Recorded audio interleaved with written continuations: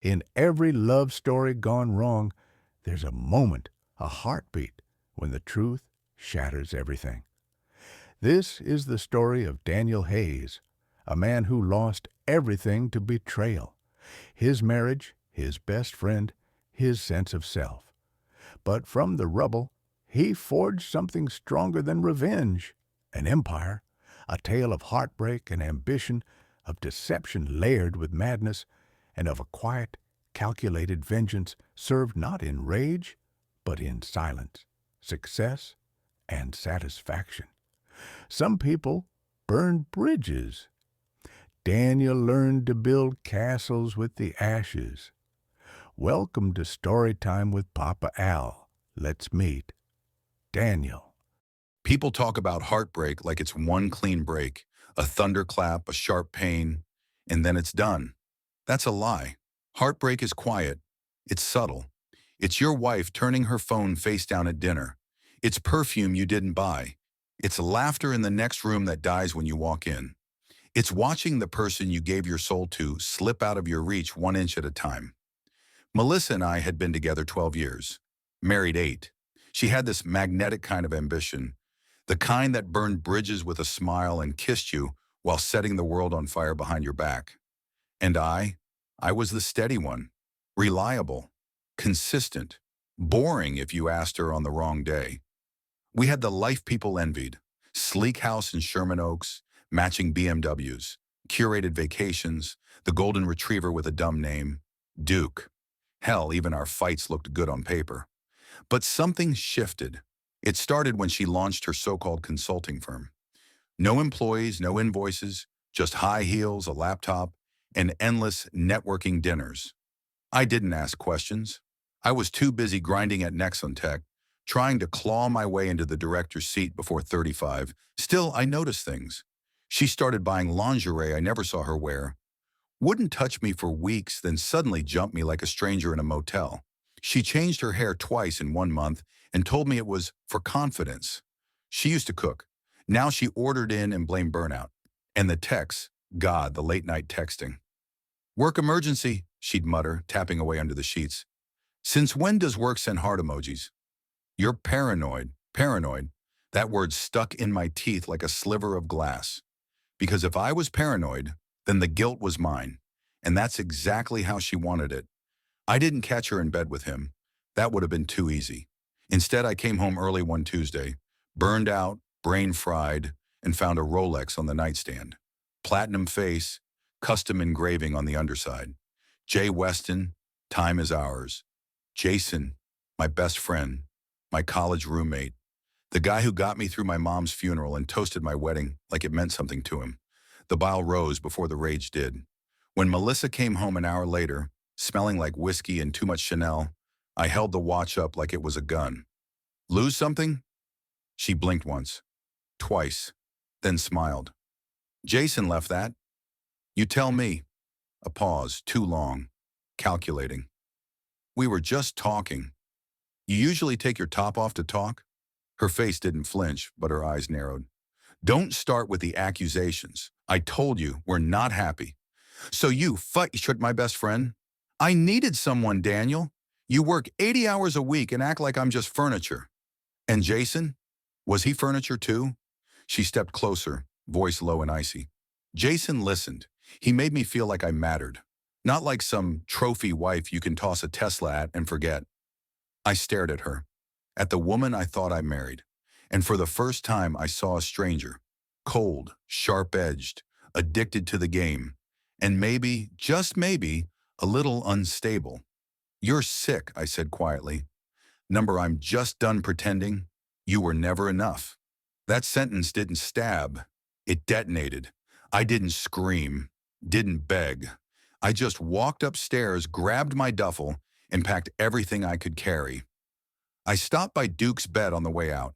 He looked up at me, tail wagging, oblivious to the apocalypse.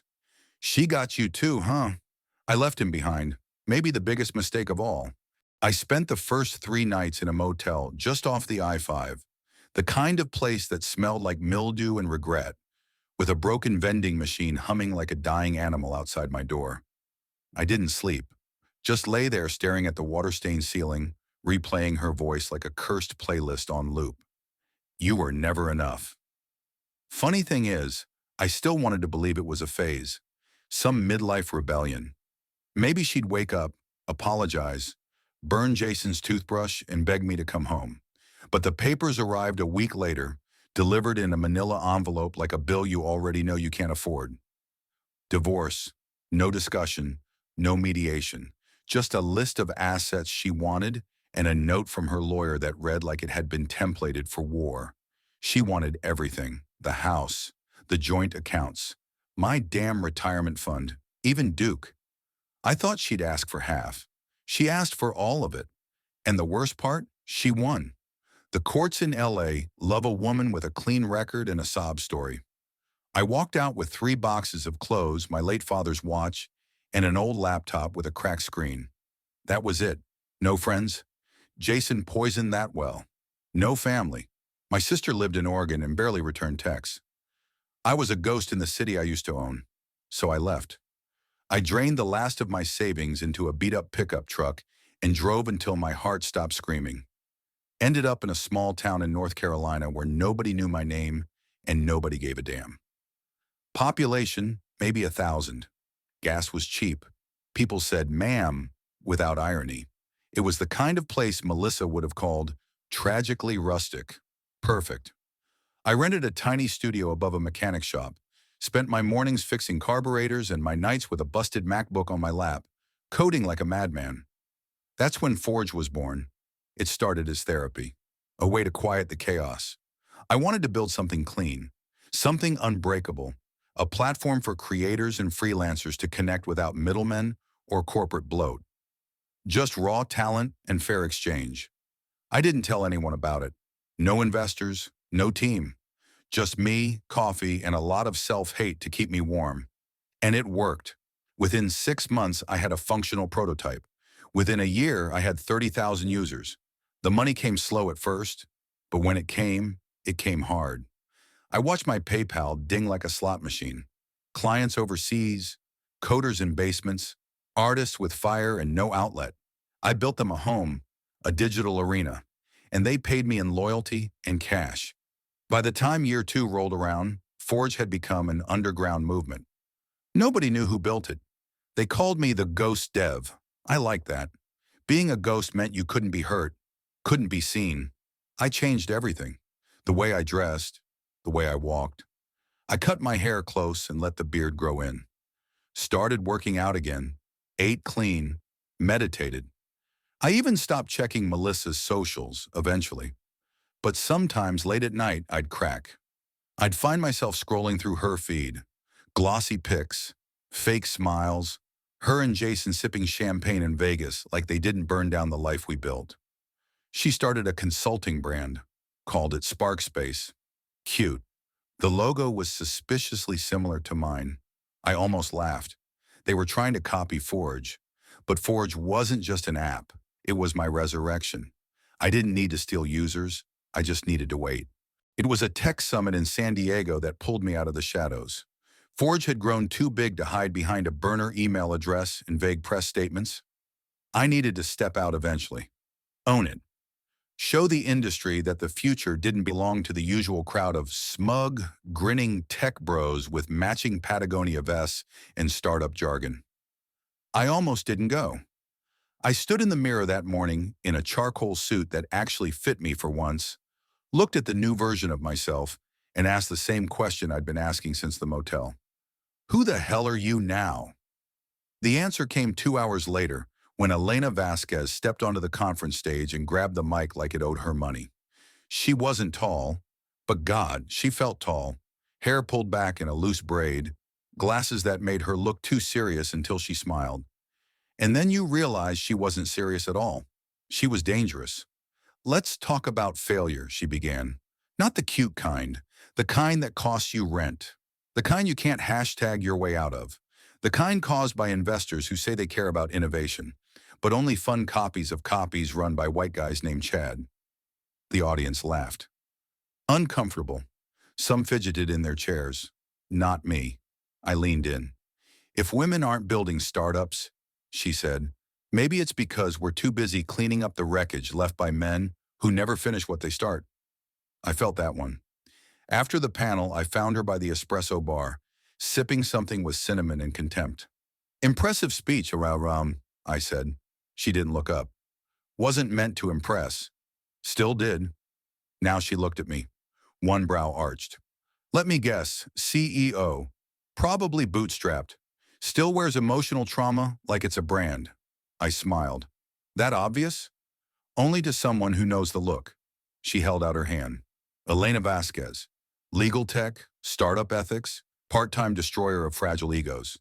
Daniel. Forge. Her grip paused. Forge? The ghost dev? In the flesh. She studied me like I was a riddle she almost didn't want to solve. You're not what I pictured? Disappointed? Intrigued. We ended up talking for hours about the tech world, about broken dreams and worse people, about failure and how it sharpens you, turns you lean, makes your blood smarter. She didn't ask about my ex. She didn't ask about money. She asked what kept me up at night. That first dinner wasn't romantic, it was electric. She challenged me, mocked me, called me out on my survivor complex, and told me I needed therapy more than a venture round. I liked her instantly. But it wasn't until 3 weeks later, when I cooked her dinner in my loft and she wandered barefoot into my kitchen in one of my old hoodies, that I knew. This wasn't a rebound. This was something I wanted to protect. There was a night we just watched some terrible indie film, legs tangled on the couch, her hair a mess, and her hand curled around mine, that she said something that landed like thunder. She didn't break you, you know. I didn't respond. Melissa, she said, you talk about her like she destroyed you. But I've seen broken men, Daniel. They don't build empires. I looked at her then, really looked. You're not a ghost, she whispered. You're a storm. And I believed her. For the first time since the collapse, I believed I could love again and not lose myself doing it. But the universe, apparently, has a cruel sense of timing, because the next day I got a call from a friend still working in LA tech. You seen this Sparkspace launch deck? Looks like your code got a facelift and a spray tan. Melissa, she was trying to clone Forge. She didn't even bother changing the backend code. That's what pissed me off the most. Melissa had taken the beta framework of Forge, stripped out the aesthetics, added some flashy buzzwords, and slapped her name on it. It was Forge with heels and glitter. Sparkspace, empowering creators through strategic synergy. It even had the same glitch on the sign-up page I fixed 3 months ago. Jason was listed as Chief Strategy Officer. Laughable. The man once called a PDF techie. This wasn't a coincidence. She wasn't just stealing. She was challenging me. Like she thought I'd see it, grit my teeth, and move on. Like I was still the same man who walked out with a duffel bag and a broken voice. Elena leaned over my shoulder at the screen, scrolling through Sparkspace's promo deck. Her expression stone cold. This is plagiarism. It's personal, I said. She looked at me. So what are you going to do about it? I'm going to ruin her. The first step wasn't legal, it was psychological. Melissa loved publicity. She fed off the high of panel invites, podcasts, spotlight articles that called her a female founder innovating the creator economy. So I gave her the biggest spotlight of all, one she didn't know I controlled. I reached out to a few editors I'd ghosted over the years. TechCrunch, Wired, IndieStack. Exclusive interview with the ghost developer. First appearance. Full story. They bit. Hard. I gave them a hell of a story. Told them about Forge. What it stood for. What it wasn't. Then I revealed that Sparkspace had suspicious overlaps with Forge's code. Showed side-by-side comparisons. Talked about ethics, intellectual theft. Didn't name her outright. Didn't need to. The dev community took care of the rest. Twitter, or X, whatever we're pretending it is now, exploded.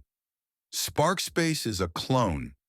Melissa Danner equals fraud? Ghost Dev speaks, and damn, he's surgical. Melissa went into full PR mode, of course. Posted a photo of herself in a white power suit with a caption about being silenced by men afraid of change. It backfired instantly. She'd underestimated one thing, me. The cease and desist came next, courtesy of Elena's law firm, one of the best IP outfits in the country.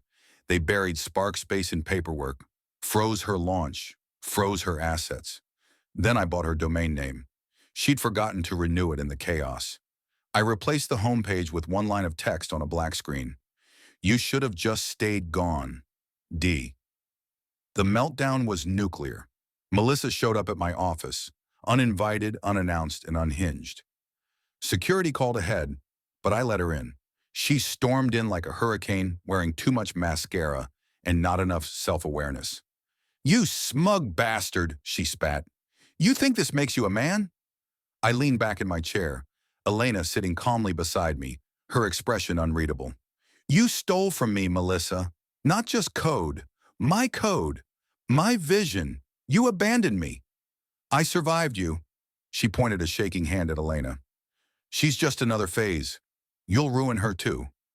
Elena stood slowly, heels clicking against the tile. Difference is, I'm not afraid of him rebuilding. You were afraid he could. Melissa's lip curled. You think this is over? It was over the day you gave Jason my watch.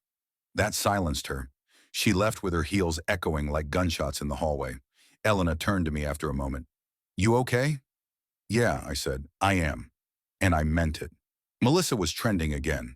Not for her TED Talk, not for a startup launch, not even for some scandal she could spin into a victim narrative.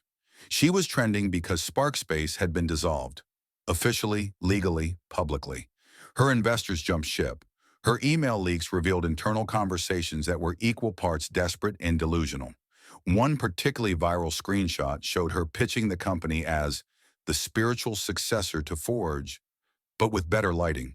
She tried to pivot, claimed burnout, claimed betrayal, claimed trauma. The internet shrugged. No one was buying the snake oil anymore. I watched it all from the balcony of our new house. Elena stood barefoot beside me, her head resting against my shoulder. Glass of wine in one hand, her laptop open to the headline. Forge founder wins IP war, Sparkspace officially dead. She tapped the screen, smirking. You're famous now. I didn't want to be. But you earned it. She kissed my jaw. Inside, our dog, yes, our dog now, was snoring loudly. We'd adopted him together. A mutt with one floppy ear and zero impulse control. His name was Duke. Some circles close with poetry, others with intention. Melissa texted me once after the fallout. No apology, no regret, just 3 words. You finally won. I stared at it for a long time. Then I deleted it. Because revenge isn't about screaming from the rooftops. It's not fireworks and press releases. It's not even about proving them wrong. It's peace. It's looking around at a life built with steady hands and hard choices. And knowing the people who once burned you now have to watch you shine from the shadows. It's kissing the woman who chose you without wanting to fix you. It's building an empire from ashes and never looking back. Epilogue, Melissa, 6 months later. The house was gone. Jason was gone. Sparkspace was gone. All I had left was a broken MacBook, a monthly therapy bill, and the taste of a name I couldn't stop saying when I was drunk. Daniel. He didn't scream at me. That's what killed me most. He didn't rage. He didn't call me names. He just looked at me like I wasn't even real anymore, like I was a memory he'd already deleted. I tried to tell myself he was cruel, that success changed him. But I saw the way that woman looked at him, and I knew the truth. He didn't become cruel, he became free. And me? I still scroll Forge sometimes. The UX is flawless. The mission is clear. The testimonials are glowing. They call him the architect of second chances. I was his first chance and I blew it. Thank you for joining us, and we hope to see you next time on Storytime with Papa Al.